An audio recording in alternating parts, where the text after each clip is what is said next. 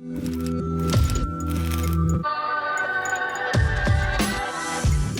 everyone, my name's Poppy Meadows and I'm the Director of Broadcasting Kids Agency. We're an agency representing children between the age of 0 to 16 years old, and we put you forward for a whole range of jobs, and that includes commercial, photographic, TV, film and theatre work. We also have an adult side of the agency which is called Broadcasting, and that's run by Lisa Richter, who's also a casting director and a producer. So today hopefully I'm going to give you some top tips on how to succeed at a casting and a little bit about the industry as well. Point number 1 is representation. As an actor, it is better to have representation than to not.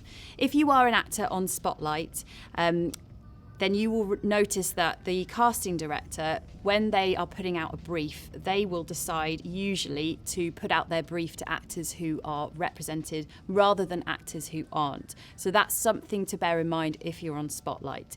Just a little note, if you're not sure of what Spotlight is kind of your main platform in the industry. So we're all members, agents, casting directors, producers, actors, performers, models, and we all pay membership. And then through Spotlight, as agents, we get a feed of jobs throughout the day, and that can range for everything. And then we put up our children through Spotlight for that work. So just so you have an idea of what Spotlight is. If you're not on Spotlight as an actor, it is still a good idea to have representation. Your agent is more likely to have more contacts in the industry than you, and they'll often get directly contacted by casting directors and producers that know them. So it's just something to bear in mind as an actor. Point number 2, photos. So as an actor, it's really important to have professional photographs. They are your only tool in order to get into that casting, hopefully. So the casting directors put out their brief, and then they get sent hundreds and hundreds of these tiny photos, which are a little bit smaller than a passport size photo. So imagine your photo's slightly blurred, or you're a bit far away and they can't see your face. They're not going to consider you for the role. In fact, they're not even going to click on your photo. So you want your photograph to say something about you. You want it to pop out at them and give them a reason to click on your photo and have a look a bit further into your profile. You don't have to spend hundreds and hundreds on them. There are plenty of professional photographers out there that charge a reasonable amount for a portfolio, and we're more than happy to give advice on that if you want, so please do get in touch about that. Point number 3 is self-taping. Self-taping's become quite a big part of the casting process. So the casting director has looked through all of their photos. They've decided which actors they want to call in to self-tape. They will then send directions on what you should do in that self-tape. So that could be learn a bit of a script, improvise around a scenario or a scene. If they have asked you to learn the script, make sure you do learn it. It always looks better. And if you've got a reader with you in the scene, just position them slightly off to the side so you're not delivering your lines right down the camera. Always film your self-tape in landscape, and always include a good ident to camera at the beginning, and we'll go through that later, so don't worry.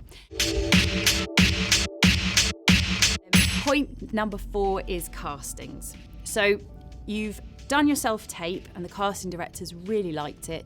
They now want to see you in an in-person casting in a London studio. So read the instructions really carefully. What is it that they are going to expect you to do at that casting? Do they want you to learn a script? If they do, make sure you've really learnt it properly and you're confident with it, because the chances are they'll be asking you to improvise around it, or they're probably going to give you some direction on that piece of text as well. So you need to feel really confident with it. And if you are a bit nervous, really focus in on what they're asking you to do. So listen, it's a really key skill. Do they want you to do something different with the text that you've already learnt? And be prepared to work with other actors. So that could be older than you or younger than you. And another point is manners. Just use your manners. It's a very basic thing.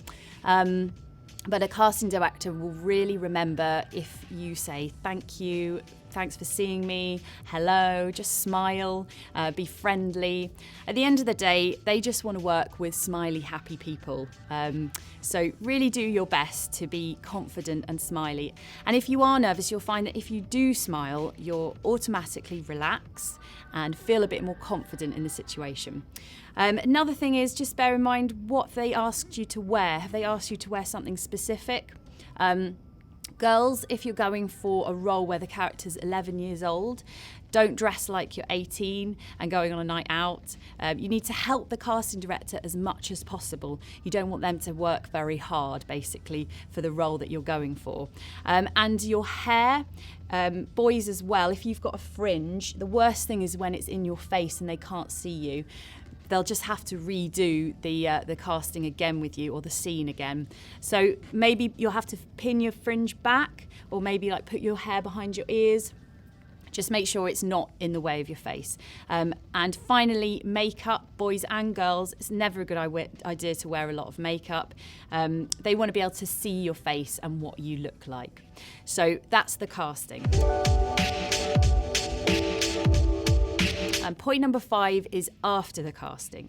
So you've been in, you've done your scene, you've taken the direction, you don't really know how it went.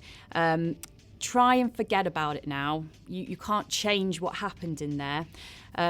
Don't dwell on it, and don't expect any feedback from the casting director as well. It's no reflection on what you've done or haven't done. It's simply that they don't have time to give feedback to everyone. It would take them forever. So try not to be disheartened as well, especially if you don't get the role. And I know that's easier said than done. And I do know how that feels because I've been on the other side as well. Try and move on from what's happened. Keep up all the hobbies and the things that you enjoy, and the things that make you you. That's really important. And also, if you have any specialist skills like horse riding or martial arts, swimming, make sure you really practice those. They are the things that make you stand out from other people. And if you're lucky enough to be part of a youth theatre like the Courtyard, then make the most of the things that they teach you. So work on your improvisation and your work with text and working with other actors. It will stand you in really good stead. So the final thing we're going to do is look at an ident to camera. So as I explained before, the ident is something that would come at the beginning of your self-tape, and quite often you'd be expected to do it in a casting as well. So if you know how to do a good ident to camera confidently, you're 50% of the way there already. So what I'm going to do in a minute is do an example of my ident to camera, and that will include your full name, your age, your agency if you have representation, and then your profiles to camera. And then what's really nice is if you can say something about yourself. They want to know a little bit about you, and also make sure you smile. That really helps in the tape. So I'm going to have a go at my ident, and then we'd like you to have a go at yours. So this is my ident to camera.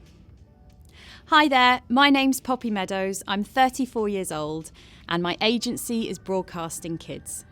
These are my profiles.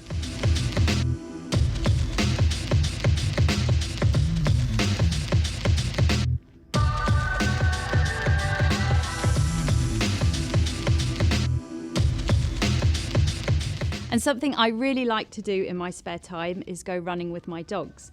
We do a sport called Canicross, where the runners wear a harness and the dogs wear a harness, and you're attached like on a belt, and the dogs basically pull you really fast along. We're part of a social group that do it all together, and the dogs absolutely love it. That's just something about me and something I like to do in my spare time. That was my ident to camera. What we'd love you to do is have a go at yours, have some fun with it and see how you get on.